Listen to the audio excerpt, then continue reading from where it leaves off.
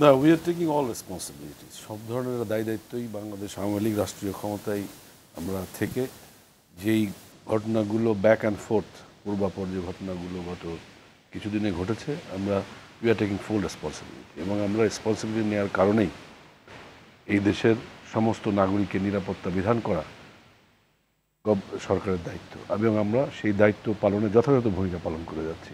এখন আপনি বলবেন যে এই ঘটনাগুলো কিভাবে ঘটে গেল, কেন ঘটে গেল, গোয়েন্দা সংস্থা কিংবা অন্যান্য কিছু। দেখেন, একটা বিষয় পরিষ্কার যে গত 15-16 বছর যাবৎ বাংলাদেশের একটা রাজনৈতিক প্রতিপক্ষ শক্তি, যারা কিনা বাংলাদেশ আওয়ামী লীগের বিরুদ্ধে এবং সরকারের বিরুদ্ধে নানা রকম প্রপাগান্ডা, প্রচারণা তুমুল এবং সর্বোচ্চ পর্যায়ে নিয়ে বারবার নিয়ে গেছে, এবং নিয়ে যাওয়ার পরে তারা বারবার ব্যর্থ হয়েছে।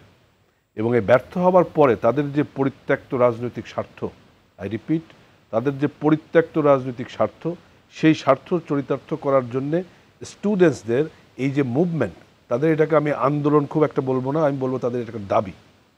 তাদের যে দাবিটা ছিল, সেই দাবিটার সাথে সরকার, আদালত এবং ছাত্র, যাদের দাবি, সবাই কিন্তু একমত।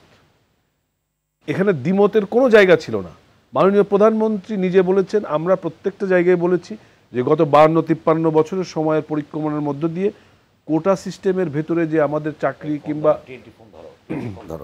অন্যান্য যে ব্যবস্থাপনা, এই ব্যবস্থাপনার একটা লজিক্যাল রিফর্ম অবশ্যই প্রয়োজন, এবং সেই লজিক্যাল রিফর্মের দিকেই আমরা যাচ্ছিলাম।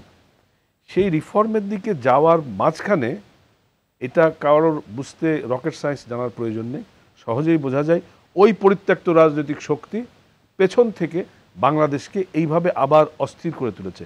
কেন আপনার ইম্পর্ট্যান্ট স্টাবলিশমেন্টগুলোতে হামলা, কেন আপনার যেই জায়গায় অর্থনৈতিক সমৃদ্ধির জায়গা, সেই সমস্ত জায়গাগুলোতে হামলা, খুব ইজি এটা। কেননা আমাদের